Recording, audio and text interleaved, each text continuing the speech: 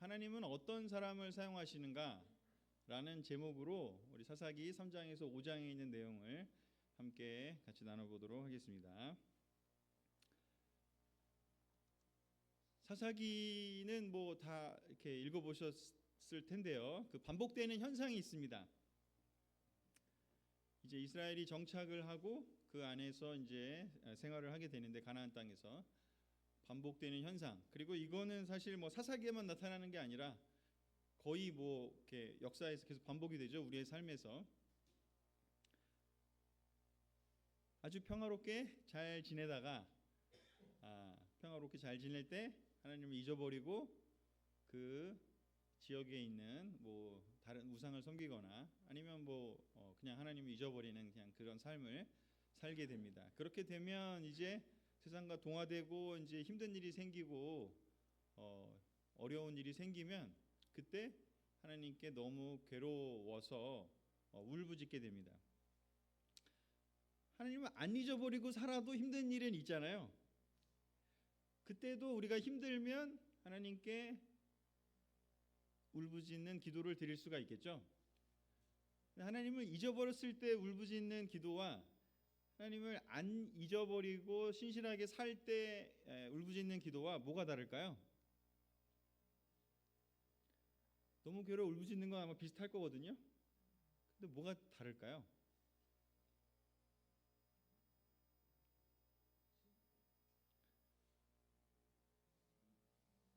그냥 하나님을 잊어버리고 나서는 그냥 너무 진짜 그냥 괴로워서, 그죠? 그냥 이 아프니까 하나님 너무 힘들어요, 아파요. 어떤 면에서는 이게 진정한 어떤 뭐 믿음의 표현이라거나 아니면 뭐 이렇게 올바른 회개의 표현이라거나 하나님의 뜻을 따르기를 위한 그런 부르짖음이 아니라 단지 그냥 내가 너무 괴로워서, 이스라엘 백성들이 출애굽할 때 이집트에 있을 때 너무 괴로워서 울부짖는 거랑 비슷한 거죠. 너무 괴로워 울부짖는 상태인 거죠. 물론 이제 하나님을 안 잊어버리고 할 때도 우리 괴롭게 하는 것은 대신에 그때는 이제 신실하신 하나님의 약속을 믿고 그 신실하신 하나님께서 베푸시는 은혜를 기대하면서 그냥 한번 기도해 보는 거랑 그런 것이 아니라 정말 하나님을 이해하고 그리고 나 자신을 바꾸기 위한, 그냥 상황이 좋게 하기를 위한 기도가 아니라 또 나를 바꾸기 위한 기도인데, 이스라엘의 역사 또 그리고 신약 교회의 역사를 봤을 때 신실하게 지내다가도 어려움을 겪고 그때도 기도하면서 이겨내는 게 많지만, 이 사사기에서의 이 모습은 하나님을 잊어버리고 그래서 너무나 그냥 괴로워, 그냥 단지 그냥 괴로움이 됐을 때 그때 이제 어떻게 보면 울부짖는 건데, 지난 2주 전에도 잠깐 봤다시피 그거 자체가 회개이거나 올바른 태도는 아니지만 그럼에도 불구하고 하나님은 뭐 그게 정말 신실한 마음으로 기도를 하든 아니면 그냥 너무 괴로워 울부짖든 하나님은 반응을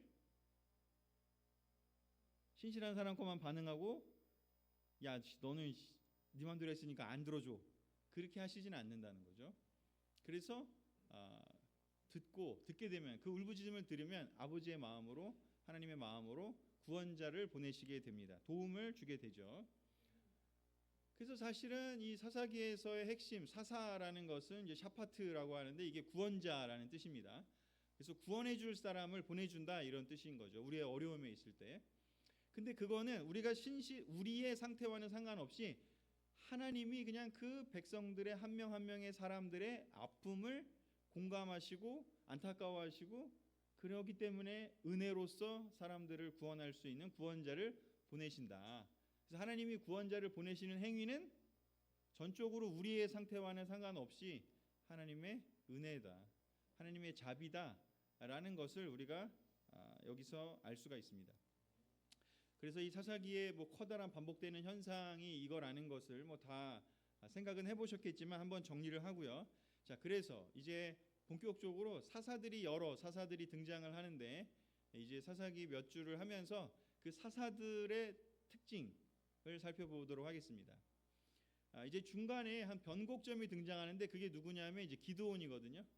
기드온 이야기가 그래서 길어요. 그래서 기드온 이야기가 오기 전에 3장, 4장, 5장에는 네 명의 사사의 이야기가 등장하는데 3장 안에 4명이나 등장합니다.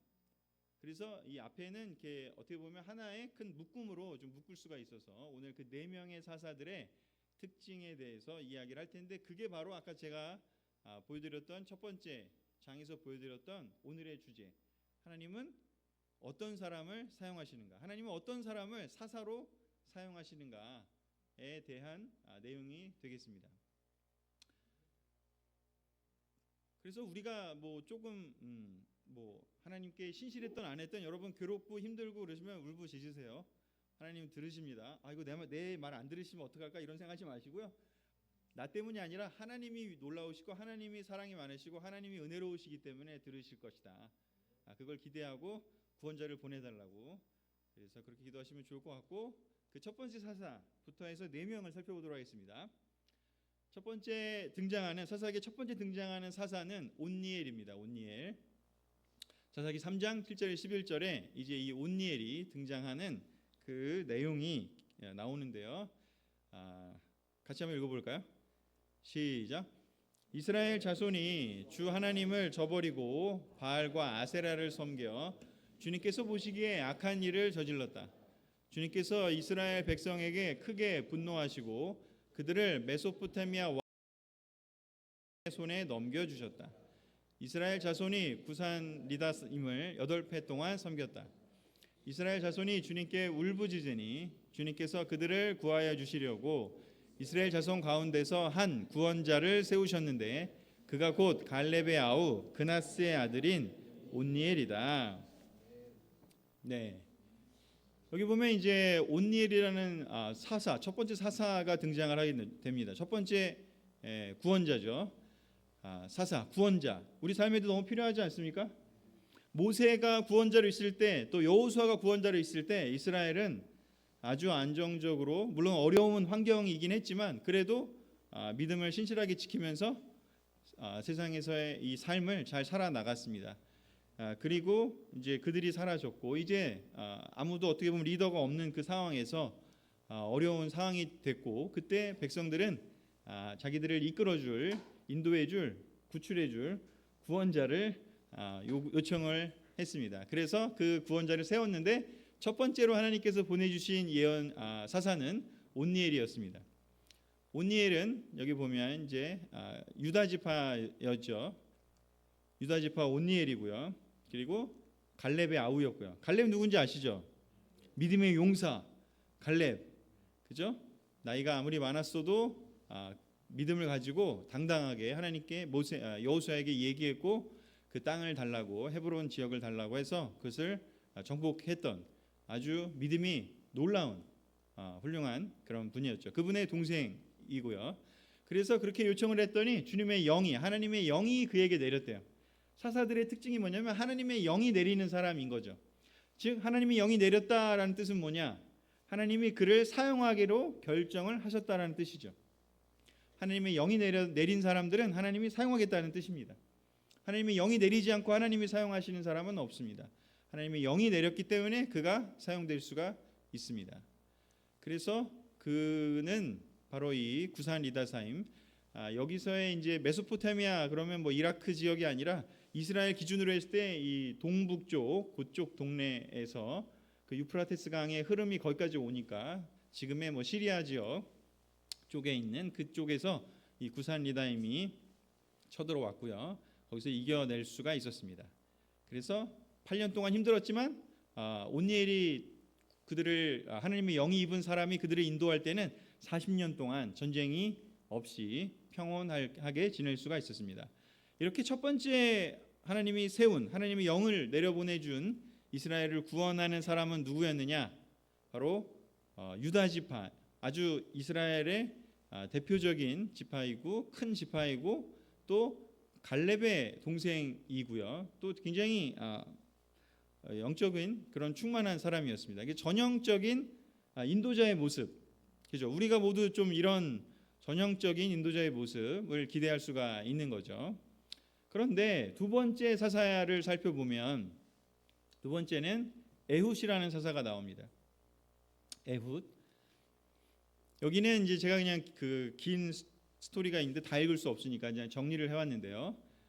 이번에는 이제 위쪽 동북 쪽에서가 아니라 이번에 동남쪽에서 모압 지역의 모압 왕이 또 공격을 해왔습니다. 아까는 8년이 힘들었는데 이번에는 18년이라고 하는 또 더 긴 시간의 고통이 있었습니다. 온넬이 죽고 나서 또 평화로울 때 다른 인도자가 없는 상태가 됐을 때 사람들은 또 아까 본 전형적인 그 모습 그대로 하나님을 찾지 않고 그냥 마음대로 살았을 때 또 모압 왕이 압제하게 되고 공격을 하게 됐습니다. 그래서 18년 동안 힘든 일을 겪으니까 점점 길어집니다. 사사들이 나올 때마다. 처음엔 8년 정도까지는 자기 힘으로 견디다가 기도했고요. 그래서 어떻게 보면 외쳤고 울부짖었습니다. 이제 두 번째는 한 40년 평화가 있었다고 아까 얘기했죠.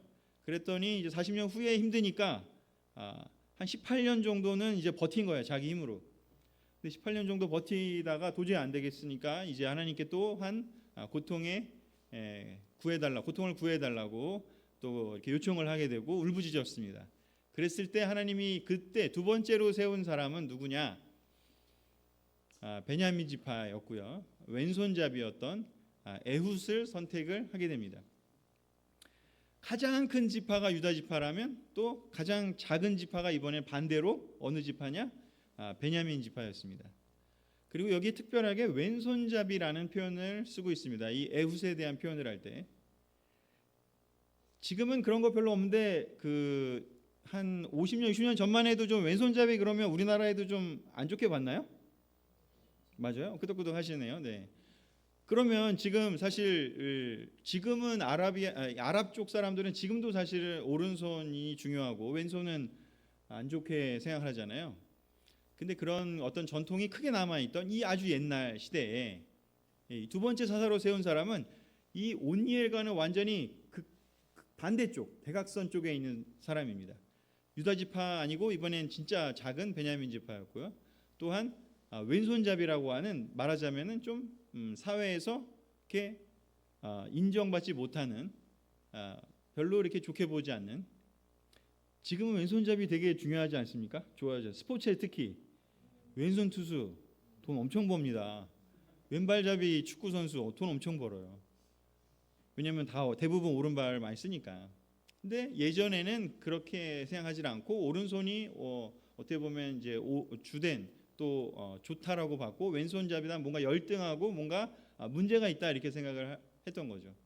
그래서 이 사람은 베냐민 지파였던 이 에훗은 왼손잡이였기 때문에 정상적으로 뭔가 이 사회생활을 하기보다는 주석에 보면 또 어디 연구서에 보면 특별히 이제 전성민이라는 박사가 쓴 이 내용을 제가 참조를 좀 했는데 보니까 이 왼손잡이라는 특별한 것 때문에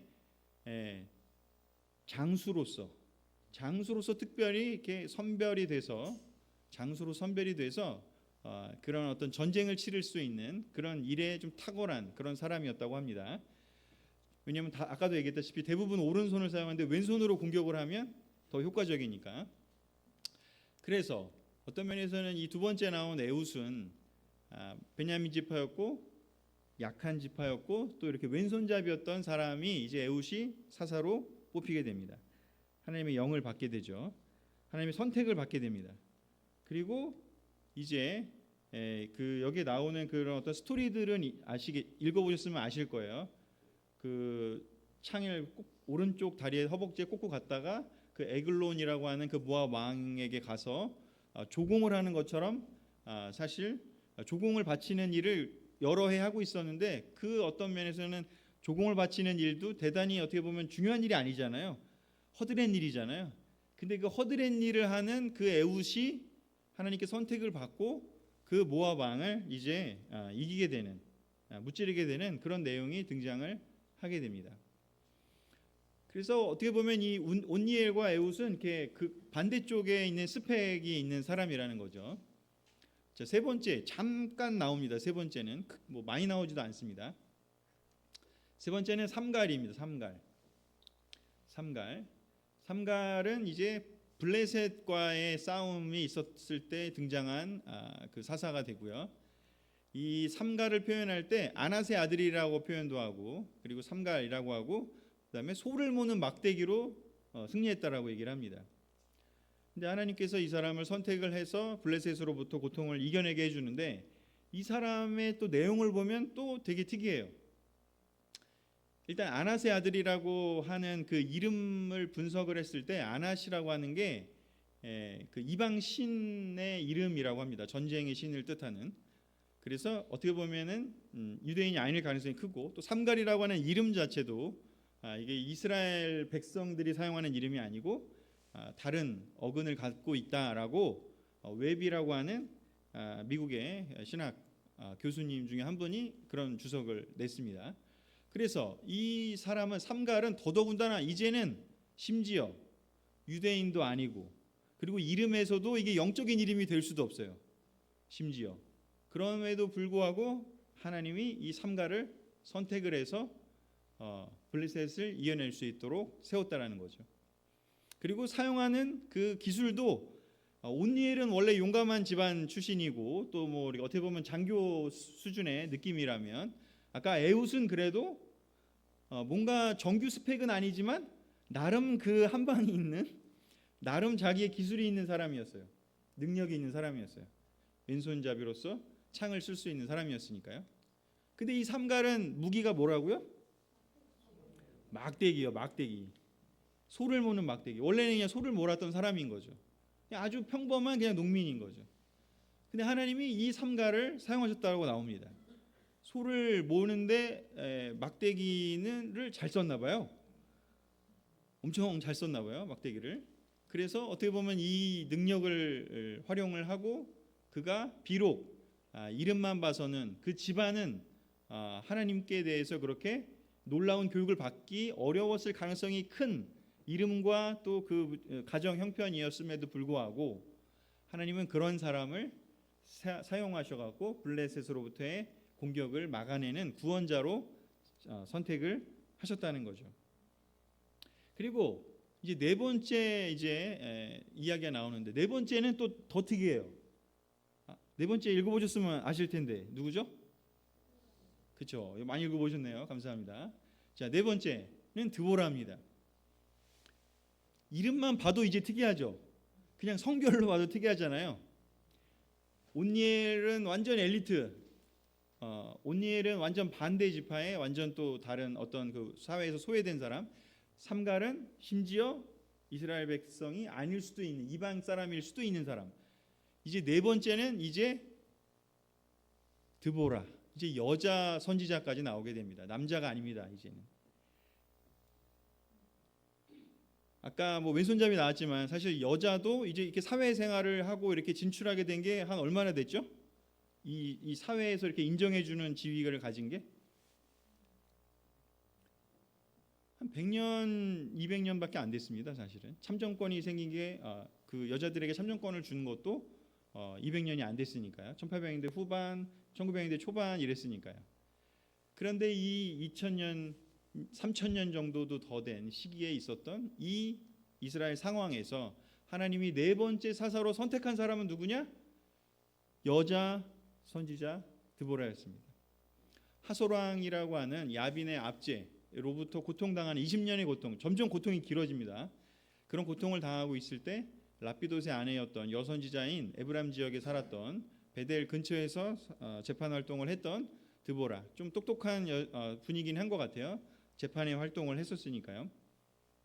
그런데 이 여자를 선택했다라는 것은 또 엄청난 또한 특별한 일인 거죠. 지금 이 흐름을 보면.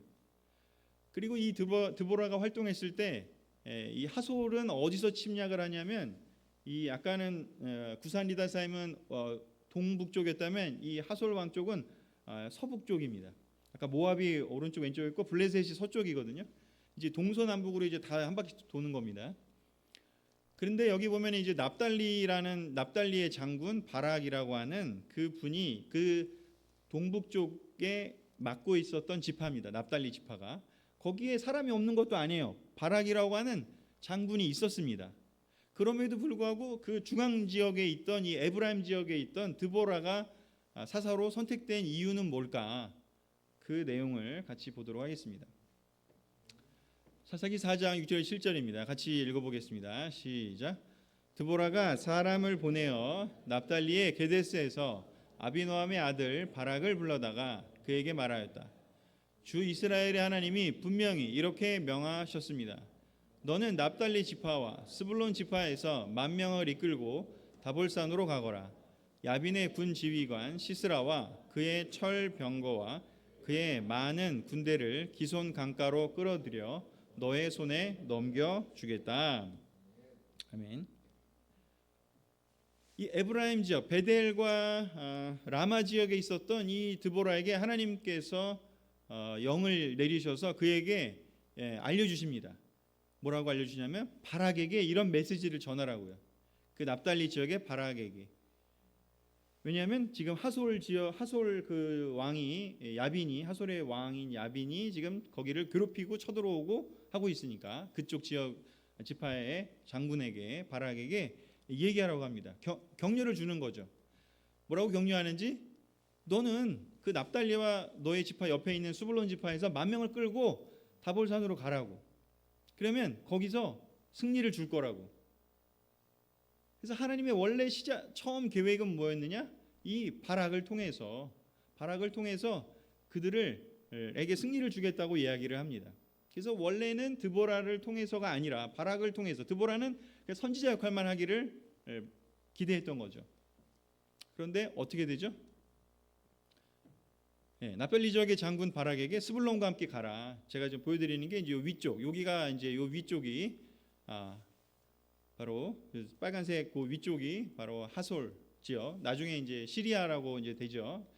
이스라엘 지역에 나중에 그 열왕기 지역에 갔을 때 보면 그래서 여기 납달리랑 그 다음에 스불론 저기가 이렇게 연결돼 있습니다. 그래서 저기 있던 저 지역에 두 지파에게 가서 납달리 지역, 스불론 지역 함께 10,000명을 데리고 와 싸우라. 그러면 승리를 주겠다라고 드보라를 통해서 얘기를 하십니다. 그런데 바락은 이렇게 대답을 합니다. 뭐라고 대답을 하는지 바락이 드보라에게 대답하였다. 당신이 나와 함께 가면 나도 가겠지만 당신이 나와 함께 가지 않으면 나도 가지 않겠소. 분명히 하나님이 드보라를 통해서 얘기를 했어요. 너가 10,000명 끌고 가서 싸우면 이길 거야. 걱정하지 마. 승리할 거야. 격려를 했습니다. 근데 그 얘기를 들은 바락은 지금 뭐라고 얘기하는지 아니요, 난 자신 없어요.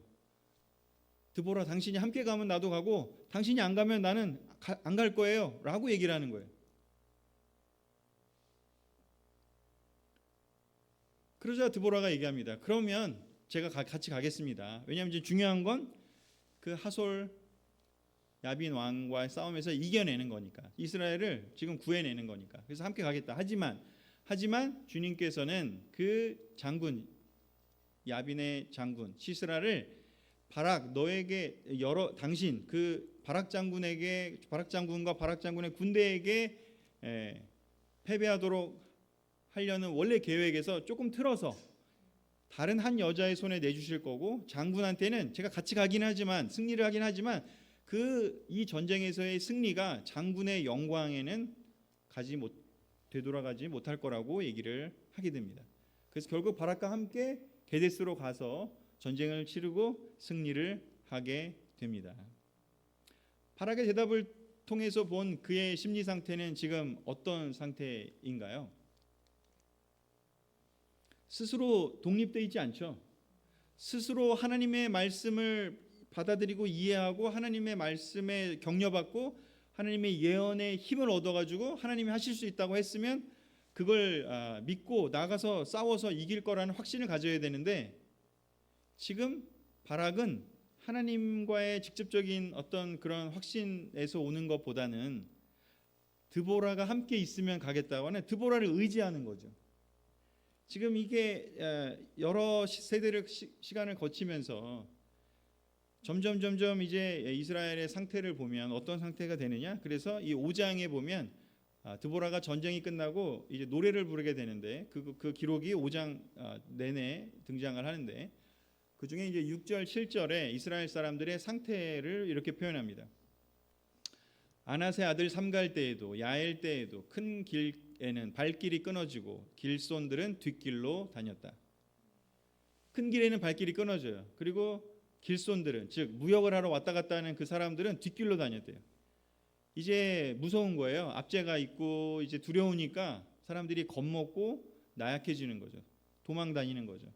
그리고 그때 어떤 일이 벌어지느냐? 드보라가 일어나기까지, 이스라엘의 어머니 내가 일어나기까지 이스라엘에서는 용사가 끊어졌다고요.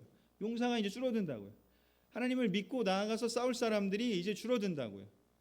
그래서 내가 일어날 수밖에 없는 상황까지, 하나님이 나를 통해서 그 메시지를 전할 수밖에 없는 상태가 됐다고요. 용사가 사라져 가고 있는 그 시대에 하나님이 사용한 사람은 용사를 쓸 수가 없잖아요. 다 바락같이 반응하니까. 하나님이 얘기해도 하나님 나 못해요, 누군가를 같이 보내주세요, 그런 심리 상태가 됐으니까. 그때 하나님이 그래서 사용하신 것은 바로 드보라였습니다. 용사들이 없기 때문에 이제 드보라를 세울 수밖에 없는 지경까지 이르렀던 것이죠. 그래서 이 지금 이 흐름을 보면, 네 명의 이 흐름을 보면 되게 다양하죠. 뭐 일관성이 있나요? 일관성은 그냥 하나님이 선택했다는 것밖에 없습니다. 스펙도 다 다르고요, 상황도 다 다르고요, 성별도 다르고요, 지파도 다르고. 그래서 오늘 제목으로 다시 돌아간다면 하나님은 어떤 사람들을 사용하시는가, 오늘 주제로 돌아가겠습니다. 하나님 어떤 사람들을 사용하는가? 하나님은 엘리트였던 온니엘도 사용했습니다. 그리고 용사였던 에훗도 사용했습니다. 그리고 삼갈도 사용했고요. 그리고 남자만 사용했나요? 아니요, 드보라도 사용하셨습니다. 하나님은요 누구라도 사용하실 수가 있습니다. 그래서 오늘의 제목은 무엇인지, 주제의 제목은 아까 제가 하나님 사용하는 사람은 어떤 사람일까? 결론은 하나님은 누구라도 사용하실 수 있다. 너무나 당연한 얘기지만 이 사사기의 스토리를 통해서 이 이야기를 우리 모두에게 하나님이 하신다고 저는 생각합니다. 우리가 바락처럼 그렇게 누군가를 의지하는 그런 사람이 된다면 하나님의 영이 임하기는 어려울 거예요. 하지만 우리가 상태가, 우리의 상황이 어떤, 스스로 생각할 때 엘리트라고 생각할 수도 있고, 뭐 나는 왼손잡이, 나는 좀 뭔가 결함이 많고 뭔가 좀 이렇게 사람들 일반적이지 않아라고 느낄 수도 있고, 나는 배경이 별로 좋지 않아라고 삼갈처럼 느낄 수도 있고, 나는 여잔데 어떻게 내가 하나님께 쓰일 수 있어라고 생각할지 모르겠지만, 하나님은 누구라도 하나님의 영을 내려 보내셔서 사람들을 사용했습니다. 왜냐? 이스라엘을 구원해야 됐기 때문에, 사람들이 고통당하고 있기 때문에, 사람들이 압제당하고 있기 때문에요. 이 시대에도 하나님은 사람들을 사용하고 싶어 할 겁니다. 왜냐? 하나님은 사람들의 울부짖는 소리를 들으실 수 있을 테니까요.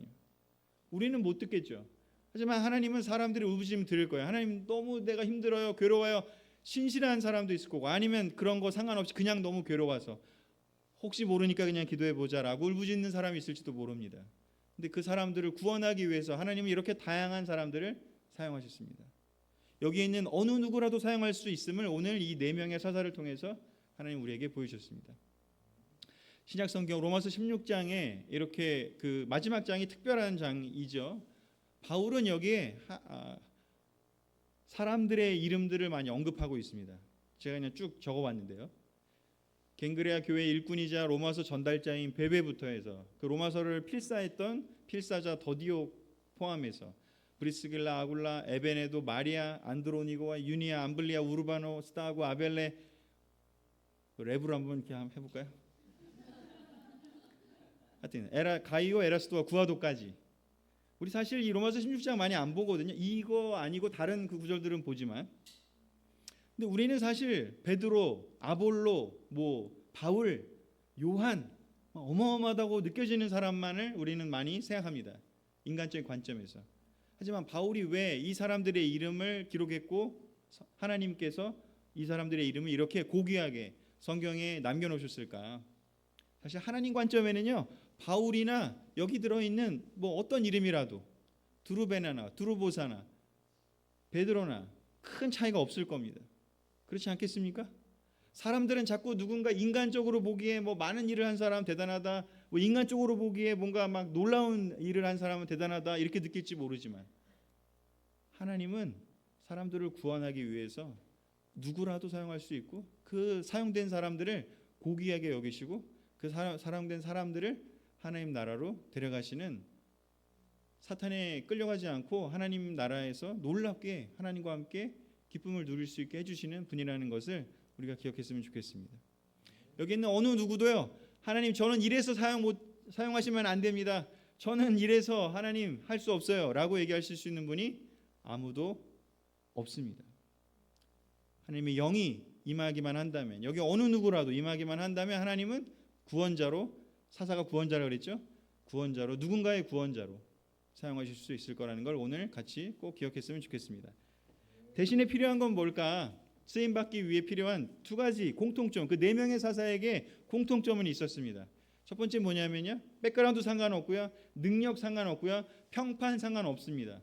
하지만 하나님을 전적으로 신뢰했던 사람들이었고요, 그리고 하나님 나라의 백성을, 그 사람들을 돕고 구원하고 아픔을 극복하기 위해서 같이 아파했고 그것을 해결해 주기 위해서 노력할 수 있는 마음만 있었다면 하나님은 누구라도 사용할 수 있었습니다.